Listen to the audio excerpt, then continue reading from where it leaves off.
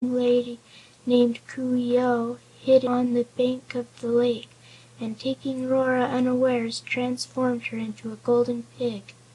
The poison was spilled on the ground, and the wicked Queen Coo ee oh, not contented with her cruel transformation, even took away my wife's 4 cans of brains, so she is now a common grunting pig without even brains enough to know her own name." "Then," said Ozma thoughtfully, "the Queen of the Skeezers must be a sorceress." "Yes," said the Su dic, "but she doesn't know much magic, after all. She is not as powerful as Rora Flathead was, nor half as powerful as I am now, as Queen Coo ee oh will discover when we fight our great battle and destroy her." "The Golden Pig can't be a witch any more, of course," observed Dorothy. "No; even had Queen Coo ee oh left her the 4 cans of brains, poor Rora, in a pig's shape, couldn't do any witchcraft. A witch has to use her fingers, and a pig has only cloven hoofs." "It seems a sad story," was Ozma's comment, "and all the trouble arose because the Flatheads wanted fish that did not belong to them." "As for that," said the Su dic, again angry, "I made a law that any of my people could catch fish in the Lake of the Skeezers, whenever they wanted to. So the trouble was through the Skeezers defying my law." "You can only make laws to govern your own people," asserted Ozma sternly. "I alone am empowered to make laws that must be obeyed by all the peoples of Oz." "Pooh!" cried the Su dic scornfully. "You can't make me obey your laws, I assure you.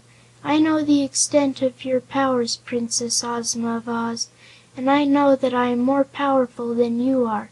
To prove it, I shall keep you and your companion prisoners in this mountain until after we have fought and conquered the Skeezers. Then, if you promise to be good, I may let you go home again." Dorothy was amazed by this effrontery and defiance of the beautiful girl Ruler of Oz, whom all until now had obeyed without question. But Ozma, still unruffled and dignified, looked at the Su dic and said: "You did not mean that. You are angry and speak unwisely, without reflection. I came here from my palace in the Emerald City to prevent war and to make peace between you and the Skeezers.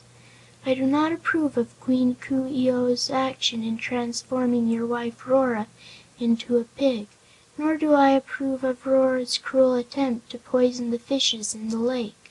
No one has the right to work magic in my dominions without my consent, so the Flatheads and the Skeezers have both broken my laws, which must be obeyed. If you want to make peace," said the Su dic, "make the Skeezers restore my wife in her proper form and give back her 4 cans of brains. Also make them agree to allow us to catch fish in their lake." "No," returned Ozma, "I will not do that, for it would be unjust.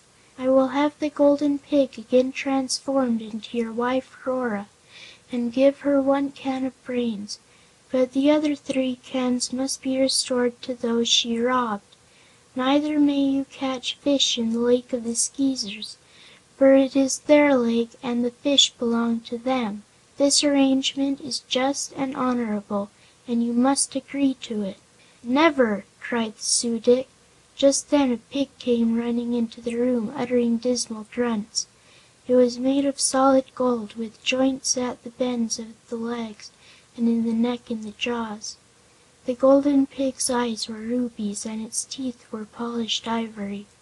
"There," said the Su dic, "gaze on the evil work of Queen Coo ee oh, and then say if you can prevent my making war on the Skeezers. That grunting beast was once my wife, the most beautiful Flathead on our mountain, and a skillful witch. Now look at her!" "Fight the Skeezers! Fight the Skeezers! Fight the Skeezers!" grunted the Golden Pig. "I will fight the Skeezers!" exclaimed the Flathead chief, "and if a dozen Ozmas of Oz forbade me, I would fight just the same." "Not if I can prevent it," asserted Ozma. "You can't prevent it, but since you threaten me, I'll have you confined in the bronze prison "Until the war is over," said the Su dic. He whistled, and four stout Flatheads, armed with axes and spears, entered the room and saluted him. Turning to the men, he said: "Take these two girls, bind them with wire ropes and cast them into the bronze prison."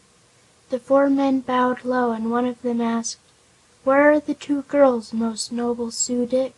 The Su dic turned to where Ozma and Dorothy had stood, but they had vanished. Chapter 6 Flathead Mountain. This reading by Luke Nelson.